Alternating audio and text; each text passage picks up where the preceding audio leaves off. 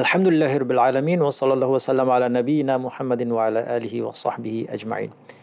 আমরা বছরের সর্বশ্রেষ্ঠ 10টি দিনে অবস্থান করছি। দুলহিজ্জা মাসের চাঁদ দেখা গিয়েছে। দুলহিজ্জা মাসের প্রথম 10টি দিন বছরের শ্রেষ্ঠ 10টি দিন, এবং এই 10 দিনের আমল আল্লাহ তাআলার কাছে সবচেয়ে বেশি প্রিয়।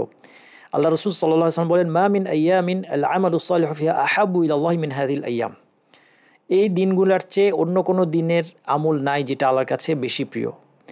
ইয়ানি আইয়াম আল আশর, এই 10 দিনের কথা বলা হচ্ছে। ক্বালু ইয়া রাসূলুল্লাহ ওয়ালা জিহাদু ফি সাবিলিল্লাহ, আল্লাহর রাস্তায় জিহাদ করাও কি নয়? রাসূল সাল্লাল্লাহু আলাইহি ওয়াসাল্লাম বলেন, ওয়ালাল জিহাদু ফি সাবিলিল্লাহ ইল্লা রাজুলুন খারাজা বিনাফসিহি ওয়া মালিহি ফালাম ইয়ারজি মিন যালিকা বিশাইইন।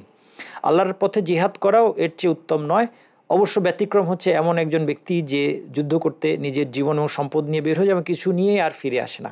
তাহলে এটা ছাড়া আর বাদবাকি সমস্ত আমল, যত আমল আছে তার মধ্যে সবচেয়ে প্রিয় আল্লাহ সুবহানাহু ওয়া তাআলার কাছে হচ্ছে জিলহজ মাসের এই 10 দিনের আমল। তাহলে এই 10টি দিন আমরা বেশি বেশি করে ইবাদত করে আমাদের সওয়াবের যে অ্যাকাউন্টটা আছে আখিরাতের, এই অ্যাকাউন্টটাকে অনেক বেশি বাড়িয়ে নেওয়ার চেষ্টা করব ইনশাল্লাহ। আজকে এই এই আলোচনাটায় আমরা এই আমলগুলি সম্পর্কে খুব সংক্ষেপে আপনাদেরকে একটা ধারণা দিয়ে মূলত আমরা এরপরে কোরবানি সংক্রান্ত বিভিন্ন মাসাইল আলোচনা করব, কারণ এই নিয়ে অনেক প্রশ্ন আসে। আমাদের প্রতি বছর কোরবানি করতে হয়, কিছু বিষয় আছে সবারই আমাদের এই ব্যাপারে জানা দরকার, আর কিছু বিষয় আছে যেটা নিয়ে বারবারই প্রশ্নগুলো আসে। তো আমার ইচ্ছা হচ্ছে এই একটা প্রেজেন্টেশনের মাধ্যমে আপনাদেরকে বিষয়টা ইনশাল্লাহ খুব সুন্দর করে বুঝিয়ে দেওয়া, যেন আপনারা এই বছর সহ পরবর্তীতে ভবিষ্যতের বছরগুলোতেও কোরবানি সংক্রান্ত মাসালাগুলো নিয়ে খুব বেশি সমস্যায় না পড়েন। তার আগে আসুন খুব দ্রুত আমরা দেখে নিই যে এই 10 দিন আমরা কোন আমলগুলো করব। প্রথমেই হচ্ছে যে আমাদের সবসময় তওবাকে তাজদিদুত তওবা, তওবাটাকে রিনিউ করতে হবে। এটা আমাদের ইসলামের একটা শিক্ষা। এই জন্য স্বয়ং রাসূলুল্লাহ সাল্লাল্লাহু আলাইহি সাল্লাম, যার সমস্ত গুনাহ আল্লাহ তাআলা ক্ষমা করে দিয়েছেন, তিনি পর্যন্ত অনেকবার ইস্তিগফার করতেন দিনের মধ্যে, এবং এই ইস্তিগফার করতে তিনি আমাদের শিখিয়েছেন। এই জন্য প্রত্যেকটা উপলক্ষে আমাদের সামনে যখনই কোনো উপলক্ষ আসবে, রমাদান আসলো অথবা বছরের শ্রেষ্ঠ 10টি দিন, এই জিলহজ মাসের দিনগুলো আমাদের আসলো, এই নতুন এক একটা সময় বা একটা বরকতময় সময়ে প্রবেশের শুরুটা আমাদের তওবা দিয়ে হওয়া দরকার। আমরা আবার আমাদের তওবাটাকে রিনিউ করে নেই, যে আমরা আল্লাহ সুবহানাহু ওয়া তাআলা যা কিছু অবাধ্যতা করেছি, তার আদেশ পালনে যা কিছু অবহেলা করেছি, এবং আমরা যা কিছু গুনাহ করেছি জেনে না জেনে, ছোট হোক বড় হোক, এই সব কিছু থেকে আমরা খাঁটি অন্তরে আল্লাহর কাছে তওবা করি। আস্তাগফিরুল্লাহ আল আযীম আল্লাযী লা ইলাহা ইল্লা হুয়াল হাইয়ুল কাইয়্যুম ওয়া আতুবু ইলাইহি, এবং এরকম তওবার বিভিন্ন যে দোয়াগুলো আছে সেগুলো পড়ার মাধ্যমে আমরা আল্লাহর কাছে আস্তাগফিরুল্লাহ ওয়া আতুবু ইলাইহি সহজভাবে আমরা বলতে পারি, অথবা আমরা বাংলা ভাষাতেও আল্লাহর কাছে ক্ষমা চাইতে পারি। তওবার মূল কথা হচ্ছে অনুতপ্ত হওয়া। আমরা আমাদের অতীতের গুনাহগুলো, আমরা গুনাহ করি এবং তারপর ভুলে যাই। আমাদের উচিত এই অতীতের গুনাহগুলোকে স্মরণ রেখে লজ্জিত হওয়া, বারবার লজ্জিত হওয়া, অনুতপ্ত হওয়া। আমরা যদি না করতাম, এই আফসোসটা মনের মধ্যে আসতে হবে, এবং গুনাহটা বন্ধ করেছি আমরা এটা এনশোর করতে হবে, এবং দৃঢ় প্রতিজ্ঞ হতে হবে যে না, ভবিষ্যতে কখনোই আমরা এই গুনার দিকে ফিরে যাব না। এরপর ভবিষ্যতে কখনো আবার পদস্খলন হয়ে গেলে আবার তওবা করে নিব, কারণ আল্লাহ সুবহানাহু ওয়া তাআলার তওবার দরজা মৃত্যু পর্যন্ত অথবা কিয়ামত আসা পর্যন্ত খোলা থাকবে। তাহলে তওবা করার মাধ্যমে এই দিনগুলোতে আমরা প্রবেশ করব। দ্বিতীয় যে কাজটা, এই জিলহজ মাসের 9 দিন, অবশ্যই ঈদের দিনটা বাদ দিয়ে, কারণ জিলহজ মাসের 10 তারিখ হচ্ছে ঈদ, এই ঈদের দিনটা বাদ দিয়ে 9 দিন রোজা রাখা। হাদিসে এসেছে, কানা রাসূলুল্লাহ সাল্লাল্লাহু আলাইহি ওয়াসাল্লাম ইয়াসুমু তিসআ দিল হিজ্জা, দিল হিজ্জের 9টা দিন রাসূল সাল্লাল্লাহু আলাইহি সাল্লাম রোজা রাখতেন, এরকম হাদিস এসেছে। কিন্তু হাদিসটার বিশুদ্ধতার বিষয়টা প্রশ্নবিদ্ধ। তো যেটা মনে হয় যে আসলে এটা নবী সাল্লাল্লাহু আলাইহি ওয়াসাল্লাম আমল হিসেবে যদিও বর্ণিত হয়েছে, কিন্তু এটা প্রতিষ্ঠিত হয়নি। কিন্তু সেটা না হলেও আমরা একটু আগে যে হাদিসটা দেখতাম যে এই 10 দিনের আমল আল্লাহর কাছে সবচেয়ে প্রিয়, সেই জেনারেল হাদিসের আলোকে আমরা বলতে পারি, তাহলে কেউ যদি এই 9 দিন রোজা রাখে তাহলে সে অনেক বড় সে সওয়াব লাভ করবে। এবং বিশেষত এর মধ্যে রয়েছে আরাফার দিনের রোজা। আরাফার দিনের রোজার সম্পর্কে হাদিসের মধ্যে এসেছে যে আগের এবং পরের বছরের গুনাহের কাফফারা হয়। সগীরা গুনাহ, অবশ্যই এখানে কবিরা গুনাহের কথা বলা হয়নি। সাধারণ মূলনীতি হচ্ছে যে নামাজের মাধ্যমে, ওযুর মাধ্যমে, রোজার মাধ্যমে যে গুনাহ মাফের কথা এসেছে সেটা মূলত সগীরা গুনার ক্ষেত্রে প্রযোজ্য। আর কবিরা গুনাহ যেগুলো আছে, যেই গুনাহগুলো এমন, যেই গুনার জন্য আল্লাহ পাকের পক্ষ থেকে বিশেষ কোনো শাস্তির কথা বর্ণিত আছে দুনিয়া বা আখিরাতে, সেই গুনাহগুলো হচ্ছে কবিরা গুনাহ। এই কবিরা গুনাহগুলো থেকে আমাদেরকে অবশ্যই তওবা করে নিতে হবে। আর নামাজের মাধ্যমে, ওযুর মাধ্যমে, রোজার মাধ্যমে, উমরার মাধ্যমে যে গুনাহগুলো মাফ হয় সেগুলো হচ্ছে সাগাইর, এবং সেখানে শর্ত দেওয়া হয়েছে ইযাজতুনিবাল কাবাইর, যদি বড় বড় কবিরা গুনাহগুলো থেকে বেঁচে থাকা হয়, তাহলে এই সমস্ত ইবাদতের মাধ্যমে ছোটোখাটো গুনাহগুলো আল্লাহ তাআলা মাফ করেন, যেটা আল্লাহ তাআলার অনেক বড় অনুগ্রহ। তো এই গুনাহ মাফের একটা বড় সুযোগ হচ্ছে আরাফার দিনের রোজা, যেটা আমরা আমাদের বাংলাদেশের হিসাবে জিলহজ মাসের 9 তারিখ যেটা হয় সেটা সেই দিনই আমরা রাখবো। এই মতটা আমরা ফলো করতে পারি। এটা সৌদি আরবের বড় আলেমদের মতামত আছে, যে তার মধ্যে অন্যতম একজন শেখ মোহাম্মদ বিন সালেহ আল উসাইমিন রহমতুল্লাহ আলাইহি, তার মত ছিল যে আরাফার দিনের রোজা সৌদি আরবে যেদিন আরাফার দিন সেই হিসেবে না, যার যার অঞ্চলে দিলহজ মাসের 9 তারিখে তারা এই রোজাটা রাখবে। তাহলে আমাদের যদি আজকে যত তারিখ সেই তারিখ হিসেবে 9 তারিখটা কবে হয় সেটা সেই দিনটা আমরা রোজা রাখতে পারি। আর যদি আমরা এই 9 দিনই রোজা রাখি তাহলে এর মধ্যে আসলে যেটা সৌদি আরবে আরাফার দিন সেই দিনের রোজাটাও আমাদের রাখা হয়ে যাবে। কিন্তু যিনি একটা রোজা রাখতে চান তিনি আমাদের দেশের হিসাবে রাখবেন। তবে এটাও সাথে আমি বলে রাখি যে এই ব্যাপারে আলেমদের ভিন্ন মতও আছে। সুতরাং আপনার কাছে যে আলেম নির্ভরযোগ্য তিনি যদি আপনাকে ফতোয়া দেন, আপনার কাছে নির্ভরযোগ্য আলেম তিনি যদি আপনাকে ফতোয়া দেন যে না আপনি সৌদি আরবের যেটি আরাফার দিন যেটা সেদিন রোজা রাখবেন, তাহলে সেটাও আপনি করতে পারেন। কারণ আপনি সাধারণ মানুষ, কোনো একজন নির্ভরযোগ্য আলেমের ফতোয়া অনুসরণ করে আমল করলে আমরা আমাদের দায় দায়িত্ব থেকে মুক্ত হয়ে যাবো। এটা একটা গুরুত্বপূর্ণ মাসালা, মনে রাখবেন। এবং এটা নিয়ে কোনো কনফিউশন, অনেক মানুষ কনফিউশন তৈরি করে। সবার পক্ষে এটা কোনো দিন সম্ভব না যে কোরআন হাদিস গবেষণা করে, যেখানে আলেমরা পর্যন্ত মতভেদ করেছেন, সব জায়গায় গিয়ে আমি সঠিক মতে উপনীত হতে পারবো, এই ধারণাটাই ভুল। সুতরাং আমরা আমাদের সাধ্যমতো চেষ্টা করা, আমাদের সাধ্য কতটুকু, সাধ্যমতো আমরা একজন ভালো আলেমের খোঁজ করতে পারি। তিনি যখন আমাদেরকে একটা ফতোয়া দিয়ে দিবেন তখন সেটা মানা ছাড়া তো আমাদের উপায় নাই।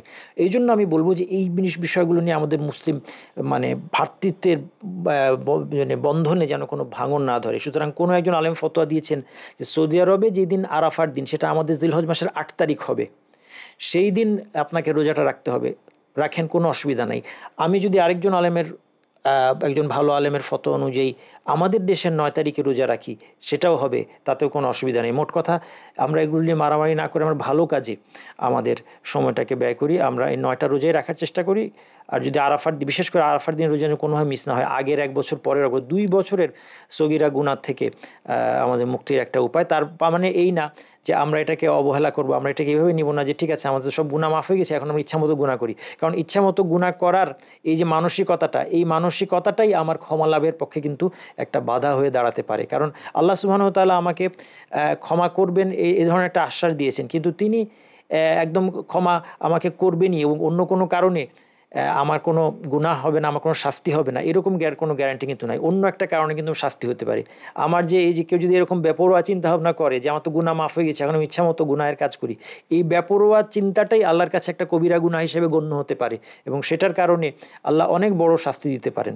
সুতরাং আমরা আল্লাহ সুবহানাহু ওয়া তাআলার সাথে এই ধরনের কোনো গেম যেন না খেলি যে আমার কয়টা ভালো কাজ হলো, কয়টা গুনাহ আমি করতে পারি, অনেকগুলো ভালো কাজ, অনেকগুলো নেকি আসছে, এখন অনেকগুলো খারাপ কাজ আমার করার সুযোগ আছে। না, এইরকম চিন্তা ভাবনাটাই ভুল।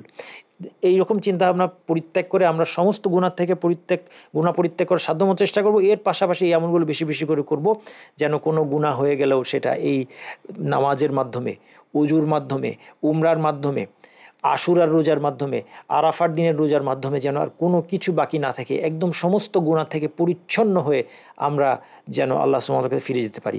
এরপর এই 10 দিন এবং আইয়ামে তাশরিক পর্যন্ত তাকবীর, তাহলিল এবং তাহমিদের আমল করা, এটা পাঠ করা, এটা সুন্নাহ সাহাবীদের থেকে বিভিন্ন ফরম্যাট বর্ণনা আছে যে কিভাবে এই তাকবীর তাহলিলটা পাঠ করতে হবে। যেমন একটা হচ্ছে আল্লাহু আকবার, আল্লাহু আকবার, লা ইলাহা ইল্লাল্লাহু আল্লাহু আকবার ওয়ালিল্লাহিল হামদ। এটা একটাই আমি বললাম, এটা ছাড়াও সাহাবীদের থেকে অনেক ধরনের তাকবীর পাওয়া যায়, যে যেটা পাঠ করবেন সেটাই ভালো। এই তাকবীরগুলো এই কয়েকদিন বেশি বেশি করে পাঠ করা, এটা আমাদের জন্য সুন্নাহ। হজ এবং উমরা পালন করা অবশ্যই, কিন্তু এটা তো এখন যারা হজে যাওয়ার তারা, অথবা হজ উমরা করতে যারা গিয়েছেন তারা চলে গিয়েছেন, আমরা যারা যেতে পারিনি এবার, তাদের আর এখন যাওয়ার কিছু নাই। এবং এই কয়েকদিনে আমরা দান সদকা এবং অন্যান্য সমস্ত ভালো কাজ বেশি বেশি করে করবো, কারণ আমরা একটু আগে দেখলাম যে এই দিনের ভালো কাজগুলো আল্লাহ তাআলার কাছে সবচেয়ে বেশি প্রিয়। এবং আমরা যাদের সাধ্য আছে, সামর্থ্য আছে, আমরা কুরবানি করব। আজকের আমাদের এখন থেকে নিয়ে বাকি আলোচনা হচ্ছে কুরবানির মাসলা মাসাইল সম্পর্কে, এবং আমার মনে হয় আপনারা ইনশাআল্লাহ এনজয় করবেন এই আলোচনাটা। এই আলোচনাগুলো ভালো লাগবে এবং আমি এমনভাবে এটা সাজিয়েছি আপনারাও এনজয় করবেন এবং আপনার বাচ্চাদেরকেও দেখাবেন। আপনার বাচ্চারা এই প্রেজেন্টেশনটা শুনলে তারা কোরবানির মাসলা মাসাইল শিখে যেতে পারবে। প্রথম প্রশ্ন হচ্ছে যে কোরবানি কি ওয়াজিব না সুন্নাতে মুআক্কাদা? আমাদের হানাফি মাযহাবে কোরবানিকে ওয়াজিব বলা হয় এবং বড় ইমামদের মধ্যে ইমাম ইবনু তাইমিয়া রহমতুল্লাহ আলাইহি, যেটা অন্য মাযহাবের ইমামদের কথা বলছি, কারণ ইমাম ইবনু তাইমিয়া হচ্ছে হাম্বলি মাযহাবের, উনিও কিন্তু এই মতটাকে, হানাফি মাযহাবের মতটাকে সমর্থন করেছেন। কারণ ইবনু তাইমিয়া রহমতুল্লাহ আলাইহির মতো ইমামদের মধ্যে, তাদের মধ্যে অনেক উদারতা ছিল, যে আমার মাযহাবে যেটা বলছে এটাই মানতে হবে এমন না। তারা অনেক বড় ইমাম ছিলেন, তারা কোরআন হাদিসের দলিল দেখে সিদ্ধান্ত নিতে পারতেন। তিনি সিদ্ধান্ত নিয়েছেন হানাফি মাযহাবের এই মতটাই সঠিক, যে কোরবানিটা হচ্ছে ওয়াজিব এবং এটার পক্ষে শক্তিশালী দলিল আছে, যে হাদিসের মধ্যে মান ওয়াজাদা সাআতান ফালাম ইউদাহি ফালা ইয়াকরাবান্না মুসাল্লানা, যে সামর্থ্য আছে যার, তারপরেও সে যদি কোরবানি না দেয় সেজন্য না আমাদের নামাজের যেই জায়গা, ঈদের নামাজের জায়গার কাছেও না আসে, এই ধরনের একটা হাদিস আছে। কিন্তু এই হাদিসটাও আসলে বিশুদ্ধতার প্রশ্নবিদ্ধ। এই জন্যই অন্যান্য মাযহাবগুলোতে এটাকে সুন্নাহ মুআক্কাদা হিসেবে গণ্য করা হয়েছে, অর্থাৎ এটা ওয়াজিব না, এটা না করলেও তারা বলছেন যে এটা না করলেও গুনাহগার হবে না। সামর্থ্য না থাকলে তো প্রশ্নই আসে না, কিন্তু সামর্থ্য থাকার সত্ত্বেও যদি কেউ না দেয় সে কি গুনাহগার হবে কিনা এটাই প্রশ্ন। তারা বলছেন এটা গুনাহগার হবে না। যাই হোক, আমরা আমার মনে হয় আমরা এই ডিবেটের মধ্যে না গিয়ে, কেন আমরা সামর্থ্য থাকলে দিব না, আমাদের যদি সামর্থ্য থাকে আমরা যদি একটা কোরবানি করি আল্লাহর রাস্তায়, এটা অনেক বড় একটা ইবাদত। এবং এইখানে সবচেয়ে বড় যে জিনিসটা খেয়াল রাখতে হবে, আমরা কোরবানি দেওয়ার জিনিসটা কিন্তু টাকা পয়সার সাথে বা দান সৎকার সাথে প্রাইমারি রিলেটেড না। এটার মধ্যে অনেক বড় একটা শিক্ষা আছে যেটা আমরা অনেকে মিস করে যাই, সেটা হচ্ছে তাওহীদ। কোরবানি দেওয়ার ইন্না সলাতি ওয়া নুসুকি ওয়া মাহইয়ায়া ওয়া মামাতি লিল্লাহি রাব্বিল আলামিন, আমার নামাজ, আমার কোরবানি, আমার জীবন এবং মরণ, এই সব কিছু আল্লাহ তাআলার জন্য। ফাসল্লি লিরাব্বিকা ওয়ানহার, আল্লাহর জন্য নামাজ পড়ো এবং কুরবানি করো। নামাজের সাথে কুরবানিকে যুক্ত করে দিয়েছে। আল্লাহর জন্য কুরবানি করা, শুধুমাত্র আল্লাহর জন্য এই পশুর রক্ত আমি প্রবাহিত করলাম, এটার মধ্যে যে তাওহীদ আছে।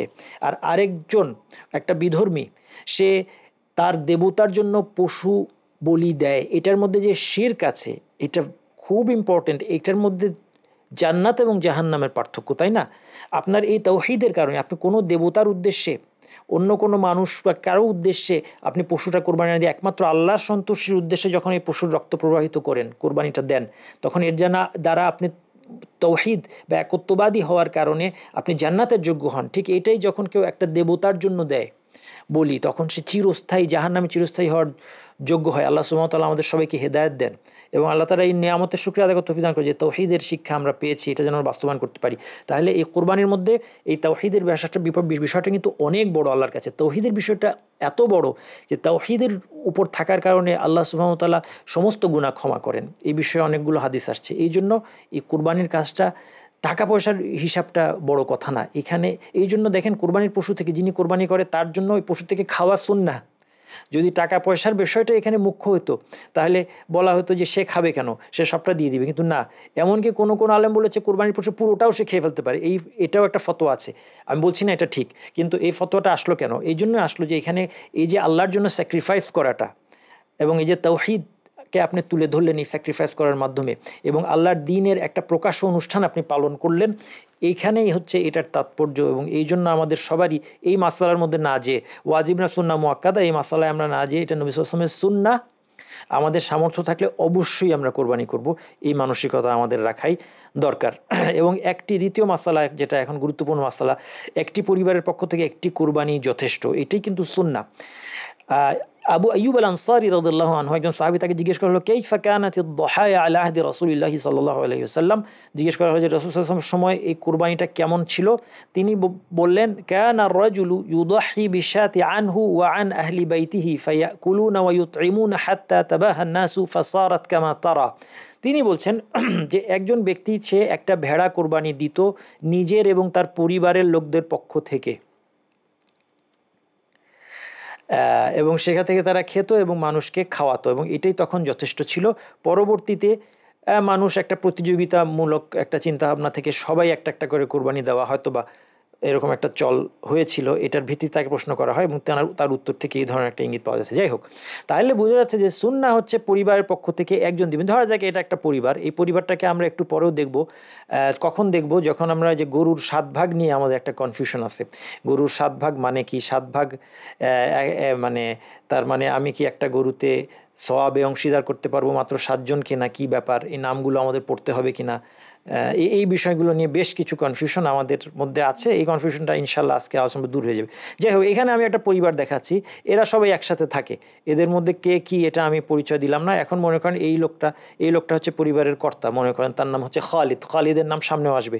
এই খালিদ সাহেব তিনি যদি কোরবানি দেন, তাহলে এখানে আরও ধরা যাক তার স্ত্রী আছেন, তার মা আছেন, তার ছেলেও আছে একটা, ধরলাম এটা বড় একটা ছেলে তার, এদের নিজেদের টাকা থাকলেও এদেরকে কোরবানি দিতে হবে এমন না, বরং সুন্নাহ হচ্ছে পুরো পরিবারের পক্ষ থেকে খালিদ একটা ভেড়া দিবেন, অথবা একটা উট দিবেন, অথবা একটা গরু, অথবা উট আর গরুর 7 ভাগের 1 ভাগ, অথবা একটা ছাগল, যেটা কোরবানি দিবেন। এইটাই কিন্তু পুরা পরিবার পক্ষ থেকে আদায় হয়ে যাবে। এই জন্য কোনো আলেম বলেছেন যে এটাই উত্তম, কারণ এটা সুন্নাহ।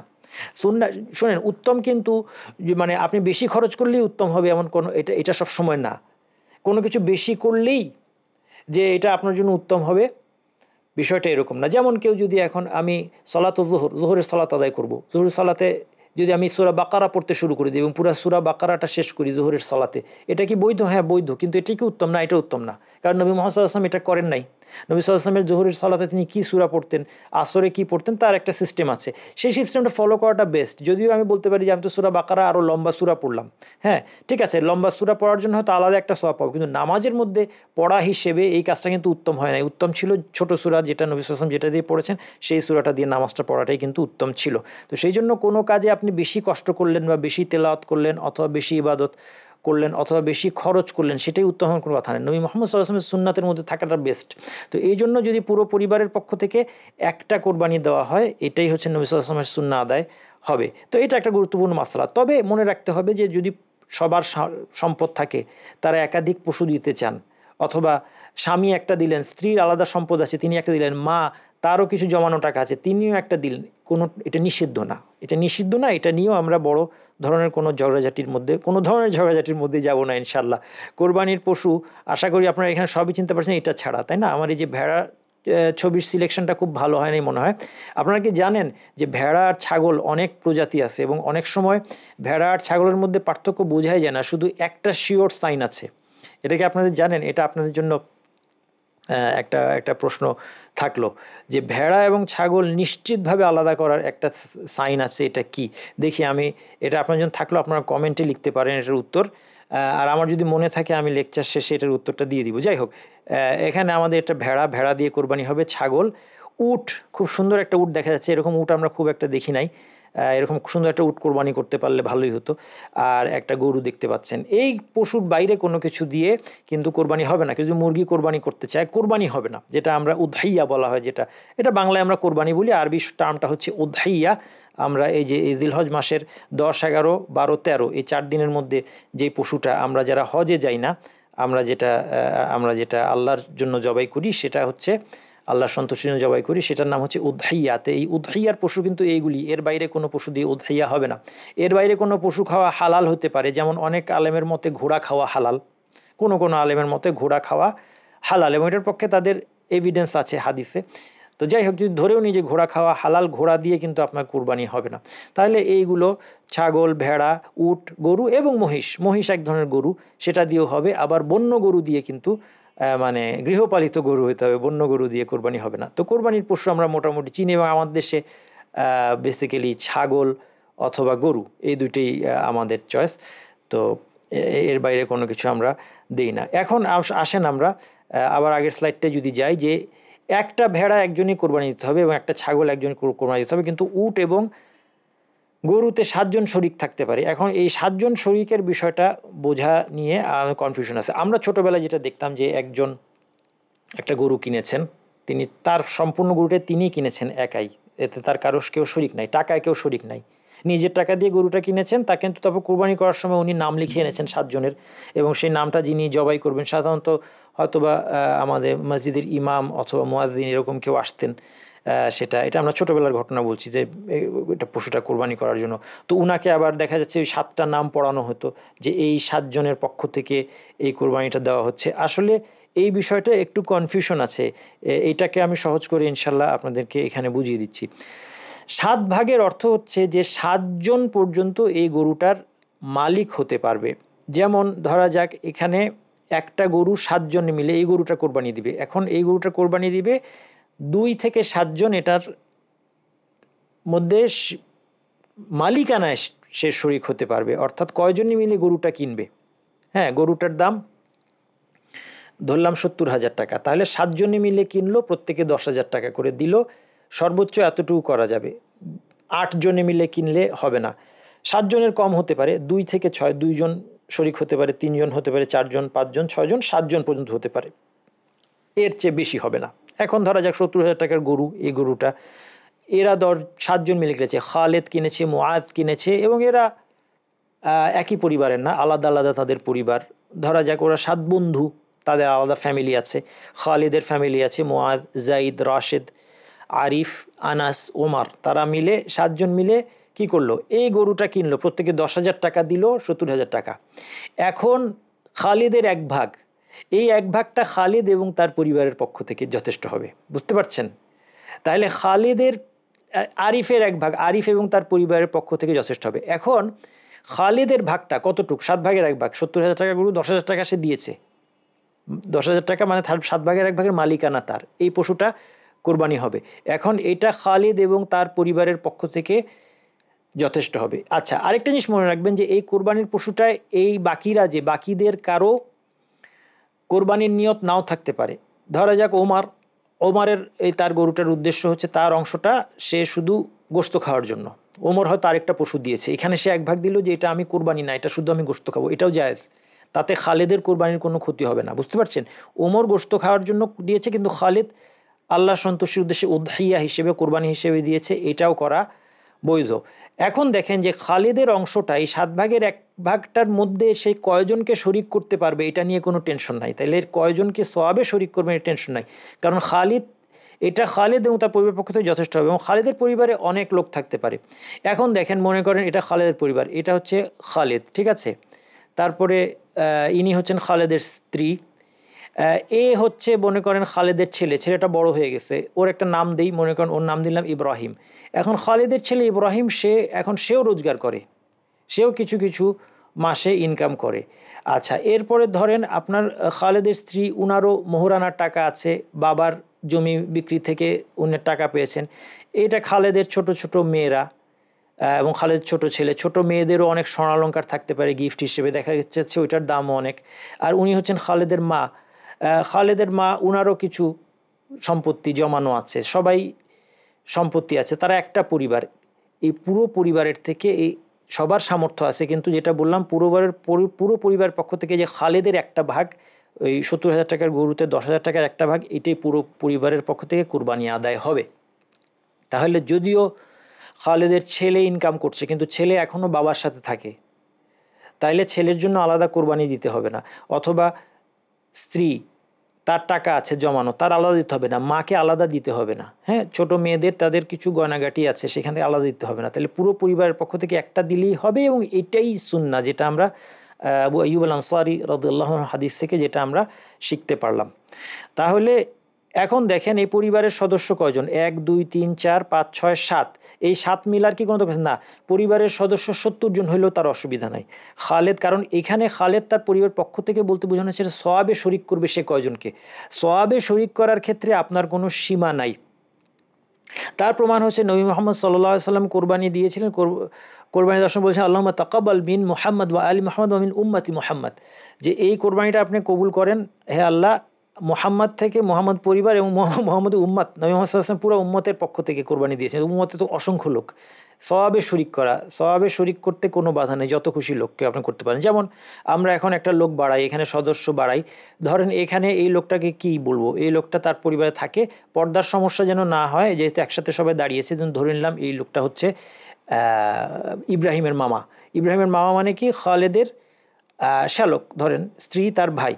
তো তাহলে আর আপনার না হলে আপনারা বলবেন যে এখানে তো পর্দার সমস্যা হয়ে গেল, তাহলে আর পর্দার সমস্যা হচ্ছে না।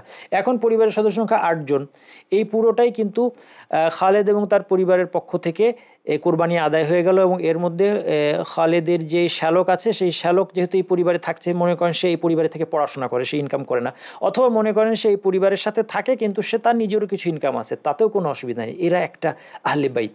এই পুরো আহলে বাইতের পক্ষ থেকে একটা কোরবানি কি হবে, একটা কোরবানি যথেষ্ট হবে। আচ্ছা, এখন মনে করেন একটু আগে বললাম যে খালেদ তার সওয়াবে অনেককে শরিক করতে পারবে। খালেদ নিয়ত করলো যে আমার এই কোরবানিটা আমার পরিবার এবং আমার আত্মীয় স্বজনের পক্ষ থেকে, তাহলে কি হবে মনে করেন এখন এই যে দেখেন সওয়াবে শরিক করার নিয়ত করেছে, সে নিয়ত করেছে যে খালেদ তার পরিবার এবং তার জীবিত এবং মৃত আত্মীয়দের পক্ষ থেকে কোরবানিটা দিচ্ছে, সে নিয়ত করেছে মনে মনে যে আমার, সে যদি কোরবানির সময় এটা নাও বলে এটা অসুবিধা নেই, এই মাসালাটা আমরা দেখবো সামনে। সে মনে মনে সিদ্ধান্ত নিয়েছে যে আমার এই কোরবানিটা হবে হে আল্লাহ আমার পক্ষ থেকে, সওয়াবে আমার পরিবার তো শরিক থাকবে, আমার জীবিত মৃত আত্মীয়রা শরিক থাকবে। তাহলে মনে করেন খালেদের বাবা তিনি মারা গিয়েছেন, খালেদের বাবার কেউ কিন্তু সে শরিক করে ফেললো। খালেদ যখন নিয়ত করলো যে আমার জীবিত এবং মৃত আত্মীয় স্বজনের পক্ষ থেকে এবং আমার পরিবারের পক্ষ থেকে আমি এটা দিচ্ছি, তাহলে তার যে মৃত বাবা আছেন তিনি শরিক হয়ে গেল। মনে করেন এটা খালেদের দাদি অথবা নানি, তিনিও মারা গিয়েছেন, তাকেও তিনি খালেদ কিন্তু শরিক করে ফেললো এই নিয়তের মাধ্যমে। তার এক ভাগের মধ্যে কিন্তু দেখেন মানুষ অনেক বেড়ে যাচ্ছে, হ্যাঁ 10 জন হয়ে গেছে অলরেডি। তারপরে মনে করেন খালেদের একটা বোন আছে, এই বোনটা জীবিতই আছে, এটা মৃত না, উনি জীবিত আছেন কিন্তু উনি খালেদের সাথে থাকেন না, উনি হয়তো বা আরেক দেশে থাকেন অথবা আরেক জেলায় থাকেন, তাকেও সে তার নিয়তের মাধ্যমে শরিক করে ফেলতে পারে। মোট কথা আপনি আপনার সওয়াবে কয়েকজনকে শরিক করবেন এটার কোনো সীমা নাই। সীমা হচ্ছে এই জায়গায় যে গরুটার মালিকানায়, গরুটা কেনার সময় যে শেয়ার করেছেন সেখানে গরু বা উট হলে 7 জন পর্যন্ত শেয়ার করতে হবে, 7 জনের বেশি হবে না। আর যদি ভেড়া বা ছাগল হয় তাহলে একজনই কিনতে হবে। ঠিক আছে, আশা করি আমি এটা বুঝাতে পারলাম। এখন দেখেন একটা সমস্যার কথা বলি, যে মনে করেন এই একটা পরিবার, এই পরিবারে কে আছেন, ধরেন এই ভাই আছেন খালেদ এবং খালেদের স্ত্রী এবং আরেক ভাই আছেন আরিফ, মনে করেন 2 ভাই, খালেদ আরিফ 2 ভাই, তারা একসাথে থাকে, তাদের মাকে নিয়ে থাকে, মা আছেন, একই পরিবারে থাকেন, একই বাসায় তারা বসবাস করছেন।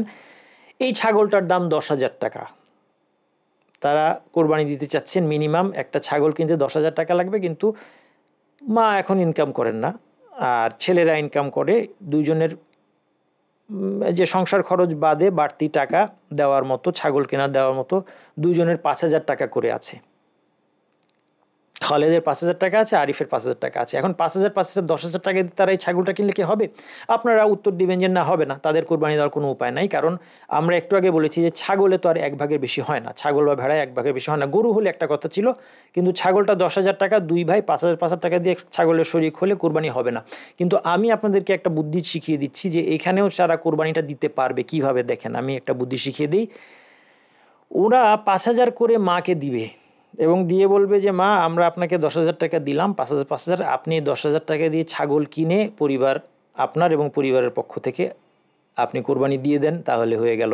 তাহলে এখানে আসলে মূল কোরবানি দাতা হচ্ছেন মা, কিন্তু তিনি যেহেতু নিজের এবং পরিবারের পক্ষ থেকে দিয়ে দিলেন, তারা একসাথে থাকে, তাহলে তাদের কোরবানিটা হয়ে গেল। অথবা এখানে খালিদ আরিফকে 5,000 টাকা দিয়ে বলতে পারতো যে ভাইজান তুমি এই 10,000 টাকা নাও, তুমি 10,000 টাকা নিয়ে একটা ছাগল কিনে তোমার এবং তোমার পরিবারের পক্ষ থেকে কোরবানি দিয়ে দাও, তাহলে সবার কোরবানি আদায় হয়ে গেল। তাহলে বুঝতে হবে যে এখানে এই ছাগলটা কেনার আগে একজনকে এই 10,000 টাকার মালিক বানিয়ে দিলে আর আমাদের এই সমস্যাটা থাকবে না। এভাবে করে আমরা আসলে একটা ছাগল দিয়েও একটা পরিবারের কোরবানি হওয়া সম্ভব, কিন্তু মনে রাখতে হবে যে একজনকে, যে কোনো একজনকে এই টাকার মালিক বানাতে হবে, তারপরে তিনি তার এবং তার পরিবারের পক্ষ থেকে কোরবানিটা দিবেন।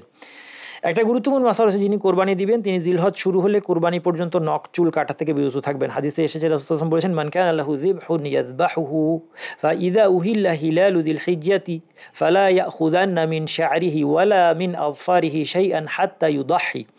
কারো যদি একটা কোরবানির পশু থাকে যেটা সে কোরবানি করতে চায়, তাহলে যখন জিলহজ মাসের চাঁদ দেখা যাবে তখন থেকে শুরু করে সে কুরবানি দেওয়া পর্যন্ত সে যেন তার চুল বা নখ থেকে কোনো কিছু না কাটে। চুল কাটবে না, চুল অথবা পশম কাটবে না গায়ের কোনো অংশে, এবং নখ কাটবে না কুরবানি দেওয়া পর্যন্ত। তাহলে এই মাসালাটা মনে রাখতে হবে, এটা আমাদেরকে মেনে চলতে হবে। ধরা যাক উনি কোরবানি দিবেন, খালিদ, এখানে দেখাচ্ছে যে খালিদ কোরবানি দিবে, খালিদ কোরবানি দিচ্ছে কিন্তু তার পরিবারের পক্ষ থেকে। সুতরাং খালিদ এই কোরবানি দেওয়া পর্যন্ত, জিলহজ শুরু হলে কোরবানি দেওয়া পর্যন্ত নখ কাটতে পারবে না, চুল কাটতে পারবে, কিন্তু পরিবারের বাকিরা কাটতে পারবে, কোনো অসুবিধা নাই।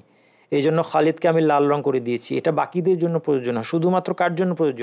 খালিদের জন্য, কারণ কোরবানিটা খালিদের, যদিও তিনি তার পরিবারের পক্ষ থেকে দিচ্ছেন, আত্মীয় স্বজনের পক্ষ থেকে দিচ্ছেন, অর্থাৎ সোয়াবে বাকিদেরকে শরিক করছেন, কিন্তু বাকিদের চুল কাটা, নখ কাটা এগুলো নিষেধ হবে না। কুরবানির পশুর যে সমস্ত ত্রুটি থাকতে পারবে না, হাদিসে মৌলিকভাবে 4টি ত্রুটির কথা এসেছে। আরবাউন লা তাজুজু ফিল আদাহি আল আওরাউ বাইয়িনুন আওয়ারুহা ওয়াল মারিদাতু বাইয়িনুন মারাদুহা ওয়াল আরজাউ বাইয়িনুন যালুহা ওয়াল কাসীরু আল্লাতী লা তুনকি। রাসূল সাল্লাল্লাহু আলাইহি ওয়াসাল্লাম বলেছেন 4টা পশু। এক নম্বর হচ্ছে এই 4টা পশু দিয়ে কুরবানি হবে না, তিনি বলে দিয়েছেন। একটা হচ্ছে আল আওরাউ বাইয়িনুন আওয়ারুহা, যেই পশুর একটা চোখ স্পষ্টতই নষ্ট চোখ। সাধারণত এখানে ছবিটা দেখতে একটু খারাপ লাগছে, কিন্তু বোঝার জন্য এনেছি, কারণ আমাদের তো আসলে হয়তো গরু ছাগল দেখে অভ্যাস নাই, তো এই জন্য আমরা বুঝতে পারি না যে স্পষ্ট চোখ নষ্ট বোঝা যায়। একটা লক্ষণ হচ্ছে এরকম একটা লাম্প থাকে চোখের উপরটায়, এটা একদম স্পষ্টত এই পশুর চোখ নষ্ট। অথবা একটা গর্ত থাকতে পারে, সেই গর্ত মানে তার চোখটা নাই আর কি, ওটা বসে গিয়েছে, চোখের কোটরটা বসে গিয়েছে, চোখে অক্ষিগোলক নাই, এটাও স্পষ্টতই তার চোখই নাই, চোখ দেখবে কীভাবে নষ্ট। সেই ক্ষেত্রে এই ধরনের পশু দিয়ে কোরবানি হবে না। কিন্তু যদি এমন হয়, আর যদি 2টা চোখই নষ্ট হয়, তাহলে তো মিন বাবি আউলা, অর্থাৎ সেটা কোরবানি না হওয়াটা আরও বেশি যুক্তিযুক্ত, যদি একটা চোখ না থাকলেই, নষ্ট হলেই যদি কোরবানি না হয়। কিন্তু যদি এমন হয় চোখে ছানি আছে বা সাদা, হ্যাঁ, ছানি জাতীয় কিছু আছে, হয়তো সে দেখতে পায়, নিশ্চিত না, তাহলে সেটা দিয়ে কোরবানি হয়ে যাবে। তবে সেটাও না থাকাটাই অবশ্যই উত্তম। 2 নম্বর যে পশুটা নবী সাল্লাল্লাহু আলাইহি ওয়াসাল্লাম নিষেধ করেছেন সেটা হচ্ছে আল মারিদাতু বাইয়িনুন মারাদুহা, যেটা স্পষ্টত রোগাক্রান্ত, অর্থাৎ তার রোগটা একদম বাহ্যিক, এমন না যে ডাক্তার আসলে শুধু বুঝতে পারে, এছাড়া বোঝা যায় না। বোঝা যাচ্ছে যে সেটা অসুস্থ একটা পশু, এবং সেই অসুস্থতার কারণে সে ঘাস খায় না, সে অন্য পশুর সাথে চড়ে ঠিকভাবে খাচ্ছে না, পানি পান করছে না ঠিকভাবে, অথবা তার প্রকাশ্য তার চর্মরোগ আছে যেটা বাইরে থেকে দেখা যাচ্ছে। এই ধরনের স্পষ্ট রোগাক্রান্ত পশু, যেই রোগের কারণে তার গোশতের কোয়ালিটির উপর এফেক্ট হবে, এই ধরনের পশু কোরবানি করাও কিন্তু নিষিদ্ধ, এটা দিয়ে কোরবানি হবে না। 3 নম্বর যেই পশুটা দিয়ে কোরবানি হবে না সেটা হচ্ছে আল আরজাউ বাইয়িনুন যালউহা, যেই পশুটা খোড়া, স্পষ্টত খোড়া হওয়ার অর্থ হচ্ছে যে সে অন্য পশুর সাথে হেঁটে সে তাল রাখতে পারে না, অন্য পশুগুলো তাকে রেখে এগিয়ে যায়, সে তাল রাখতে পারে না, তার মানে সে স্পষ্টতই খোড়া। কিন্তু যদি এমন হয় যে সে মনে হচ্ছে তার একটু খোড়ানি আছে, কিন্তু সে তার হাঁটা চলায় কোনো অসুবিধা, অন্য পশুর সাথে সমান তালে হাঁটতে, তাহলে অসুবিধা নেই। এবং এই ধরনের স্পষ্টত খোড়াপুরিতে কোরবানি হওয়া যদি না হয়, তাহলে যেই পশুর পাই নাই সেটা দিয়ে অবশ্যই কোরবানি হবে না। 4 নম্বর হচ্ছে অতি দুর্বল পশু ওয়াল কাসীরু আল্লাতী লা তুনকি, মানে যেই পশুটার মধ্যে, হাদিসের ভাষার অর্থ হচ্ছে যে পশুটা এতই দুর্বল যে এটার হাড়ের মধ্যে কোনো মজ্জাই নাই, হাড়ের মজ্জা পর্যন্ত শুকিয়ে গেছে। আমি একটা এক্সাম্পল হিসেবে একটা পশু এনেছি, খুব অস্বাভাবিকভাবে পশু, যে পশুটা দেখলে আপনার দুর্ভিক্ষের কথা মনে হয়, এই ধরনের দুর্বল পশু দিয়ে কোরবানি হবে না। আর এছাড়া এমনিতে যে কোনো রকমের ত্রুটি থেকে মুক্ত হওয়াটাই উত্তম, যত সুন্দর পশু এবং ত্রুটিমুক্ত পশু হবে তত বেশি উত্তম। আর এই 4 প্রকার পশু দিয়ে কোরবানি হবে না, এটা নিশ্চিত। এরপরে প্রশ্ন হচ্ছে যে জবেহ করার সময় কি বলবে। এখানে 3টা কথা আমি নিয়ে এসেছি, আরও কিছু কথা হাদিসের মধ্যে আছে, কিন্তু বেশি কমপ্লিকেটেড করব না। খুব সহজে আপনারা যদি মনে রাখতে চান যে বিসমিল্লাহ বলে কোরবানি করলেই কোরবানি হয়ে যাবে, ছুরি চালানোর সময় বিসমিল্লাহ বললেই কোরবানি হয়ে যাবে, এই জন্য এটা লাল রং করে দিলাম যে এটাই যথেষ্ট। সাথে ওয়াল্লাহু আকবার বলা উত্তম, না বললে কোরবানি হবে, ক্ষতি নাই। বিসমিল্লাহ না বললে তো কোরবানি হবে না, কিন্তু বিসমিল্লাহ সাথে ওয়াল্লাহু আকবার। এখানে হচ্ছে যদি বিসমিল্লাহ বলতে কেউ ভুলে যায় তাহলে কোরবানি হয়ে যাবে, যদি ভুলে যায়। অনেকগুলো পশু কোরবানি করছে, একটা পশু সে বিসমিল্লাহ বলতে ভুলে গিয়েছে, সে জানে, ইচ্ছা করে ত্যাগ করেনি, ভুলে গিয়েছে, তখন তার কোরবানিটা হয়ে যাবে। এই মতের বিস্তারিত আলোচনায় আমি যাচ্ছি না, আমি পড়াশোনা করেই বলছি, এই মতটা আপনারা ফলো করতে পারেন। এটা বড় বড় আলেমদের মত আছে যে কোরবানিটা হয়ে যাবে, যদিও এখানে কিছু মতভেদ আছে, মানে ফিকহি মাসালা এগুলো মতভেদ মুক্ত হয় না, কিন্তু এই মতটা আপনারা ফলো করতে পারেন যে যদি ভুলে যায় কেউ বলতে, কোরবানি করে ফেলবে, হায় হায় আমি তো বিসমিল্লাহ বলি নাই মনে হয়, বা ভুলে গিয়েছি, তখন পশুর কোরবানিটা হয়ে যাবে। কিন্তু যাই হোক, মনে রাখতে হবে যে বিসমিল্লাহ বলাটা কি বাধ্যতামূলক। ওয়াল্লাহু আকবার এটা বললে ভালো, না বললে ক্ষতি হবে না কোনো।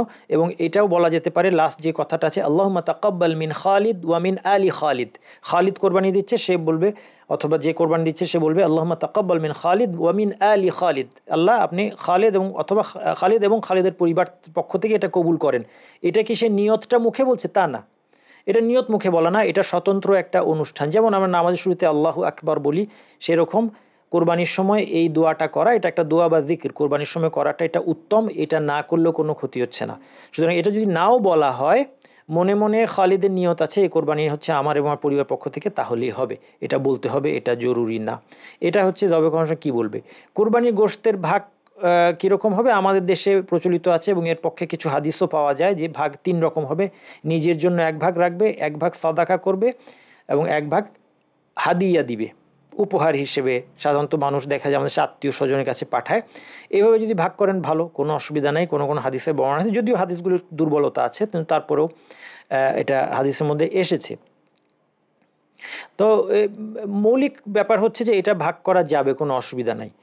এবং এক্ষেত্রে শুধু একটা জিনিস খেয়াল রাখবেন, যদি হাদিয়া দেন 3 ভাগের 1 ভাগ শুধুমাত্র মানে যারা সামর্থ্যবান তাদেরকে না, খুঁজে খুঁজে আপনার দরিদ্র প্রতিবেশী যদি থাকে, দরিদ্র আত্মীয় স্বজন, তাদের কাছে এই হাদিয়াটা পাঠাবেন। আর সাদাকা বলতে বোঝাচ্ছে যে একদম ফাকির, সে হাত পেতেছে, তাদেরকে দিবেন, এটা হচ্ছে সাদাকা। সুতরাং হাদিয়াটা যেন শুধুমাত্র সম্পদশালীদের মধ্যে ঘুরপাক না খায়, এটা খেয়াল রাখবেন। কেউ কেউ বলেছেন 2 ভাগ হবে কোরবানির পশু, কারণ আল্লাহ তাআলা বলেছেন ফাকুলু মিনহা ওয়া আত'ইমুল কানি ওয়াল মু'তার ফাকুলু মিনহা ওয়া আত'ইমুল বাইসাল ফাকির। তোমরা এখান থেকে খাও এবং ফকির, দুর্দশাগ্রস্ত ফকিরকে তোমরা দাও। এই ধরনের আয়াতের জন্য এখানে 2 ধরনের লোকের কথা বলেছে, নিজের এবং মানে নিজের জন্য নিজে খেতে বলা হয়েছে, এবং সাদাকা করতে বলা হয়েছে দরিদ্র হত দরিদ্র লোককে। এই জন্য কেউ কেউ বলেছেন কোরবানির পশু 2 ভাগ, 1 ভাগ নিজের জন্য রাখবে, আরেক ভাগ সে দান করে দিবে, এটাও সুন্দর। এরপর কেউ যদি আরও বেশি নিজের জন্য রাখে সেটাও জায়েজ আছে, এবং এই জন্য কেউ কেউ বলেছেন যে পুরোটাও খেয়ে ফেলতে পারে, কিন্তু সেই মতের মধ্যে আমরা গেলাম না, সেই মতটা একটু প্রশ্ন সাপেক্ষ। কিছুটা হলেও কোরবানির পশু থেকে দান করতে হবে, এটাই এই মতেই আমরা থাকি, কিছুটা হলেও দান করতে হবে। আর এটা সবাই করে, একটা পশুর সমস্ত গোশত একা খেয়ে ফেলে এরকম মানে মানুষ কে আছে? এরকম মানুষ আমাদের সমাজে কি দেখা যায়? আমি দেখিনি। তো যাই হোক, এই যেভাবে ভাগ করেন ইনশাল্লাহ। আর যদি হচ্ছে বেশিও কেউ নিজের জন্য রাখতে চায়, যেটা আমরা বললাম অর্ধেকের বেশিও চাইলে সে রাখতে পারে, এটা নিষিদ্ধ নয়। কোরবানির গোশত বা চামড়া কসাইয়ের পারিশ্রমিক হিসেবে দেয়া নিষেধ। কোরবানির যে গোশত এবং চামড়া যা কিছু আছে খেয়াল রাখবেন। দেখেন, কোরবানির গোশত আপনার জন্য খাওয়া বৈধ, কিন্তু বিক্রি করা বৈধ না, কারণ এটা আল্লাহর জন্য, এটা এটা এটা এটা বিসর্জন হয়ে গিয়েছে আল্লাহর জন্য। এখন এই জন্য এটার কোনো অংশের আর মালিকানা আপনার কার্যকর নাই। যখন কোরবানিটা দিয়ে দেওয়া হয়ে গেল বা কোরবানির পশুটা কোরবানির জন্য নির্ধারিত হয়ে গেল, তখন আর এটার কোনো অংশ কেনা বেচা করাটা বৈধ না। এই জন্য যখন আপনি যদি কসাইয়ের সাথে আপনি চুক্তি করেন যে কসাইয়ের রেট হচ্ছে 12,000 টাকা, আপনি বললেন যে তোমাকে 10,000 টাকা দিব আর চামড়াটা দিয়ে দিব, এটা অবৈধ। কারণ তার মানে আপনি চামড়াটা 2,000 টাকায় বিক্রি করলেন, কিন্তু আপনি তাকে 12,000 টাকাই তার পাওনা পুরোটাই দিলেন, তারপরে তাকে যাওয়ার সময় একটা প্যাকেট দিয়ে বললেন যে নাও তুমি গোশতটাও নিয়ে যাও, এটা জায়েজ। এবং যাকে আপনি গোশতটা দান করেছেন বা চামড়াটা দান করেছেন তার জন্য বিক্রি করা বৈধ, সে এটা বিক্রি করতে পারবে। আপনি অনেকে যে কোরবানির গোশতটা নিয়ে যে বিক্রি করে ফেলে, এটা তার জন্য কিন্তু জায়েজ। একজন দরিদ্র লোক আপনার থেকে গোশত কালেক্ট করেছে, তাকে এটা খেতেই হবে এমন না। সে যখন এটার মালিক হয়ে গেছে, সে মালিক হয়ে যাওয়ার পরে এখন সে নিয়ে এটা বিক্রি করতে পারে, কিন্তু আপনি বিক্রি করতে পারবেন না। তেমনি চামড়াটাও যাকে দিয়েছেন সে এটা চাইলে বিক্রি করতে পারে। আমাদের সর্বশেষ মাসালা হচ্ছে কোরবানির সময়। কোরবানির সময় ঈদের সালাতের পর থেকে শুরু করে 13ই দুলহিজ্জার সূর্যাস্ত পর্যন্ত, অর্থাৎ 4 দিন 3 রাত্রি। আপনি 10 তারিখ যেটা ঈদের দিন এবং ঈদের রাত আপনি পাচ্ছেন, তার পরের দিনটাও পাচ্ছেন। আইয়ামে তাশরিক যেটা বলা হয় 3টা দিন, 11, 12, 13। 11 তারিখ দিন এবং রাত আপনি পাচ্ছেন, 12 তারিখ দিন এবং রাত। এবং রাতে কোরবানি দেওয়াটাও বৈধ, দিনে দেওয়াটা উত্তম, রাতে কোরবানি দেওয়া বৈধ, নিষেধ নয়। এবং 13 তারিখে সূর্য ডুবলেই 13 তারিখ শেষ হয়ে যাবে, সেই জন্য আরবি হিসেবে 13 দিনটা শেষ হয়ে যায়, সূর্য ডুবার সাথে সাথে নতুন দিন শুরু। এই জন্য 13 তারিখে সূর্য ডুবার আগেই কোরবানিটা করতে হবে, এরপরে আর কোরবানির সময় অবশিষ্ট থাকবে না। আমাদের আলোচনা এতটুকুই। আশা করি আমি আপনাদের কোরবানি সংক্রান্ত মাসলা মাসাইলগুলোর মোটামুটিভাবে জিজ্ঞাসাগুলোর উত্তর দিতে পেরেছি। আল্লাহ সুবহানাহু ওয়া তাআলা আমাদেরকে এই 10টি দিনে কোরবানি করা সহ অন্যান্য ইবাদত পূর্ণোদ্যমে করে আমরা যেন আমাদের ক্ষমা আল্লাহ তার কাছ থেকে অর্জন করতে পারি এবং আমাদের আখিরাতে সওয়াবের অ্যাকাউন্টে অনেক সওয়াব জমা করতে পারি, এই তৌফিক আল্লাহ তাআলা আমাকে দান করুন। সুবহানাকাল্লাহুম্মা ওয়া বিহামদিকা আশহাদু আল্লা ইলাহা ইল্লা আনতা আস্তাগফিরুকা ওয়া আতুবু ইলাইক।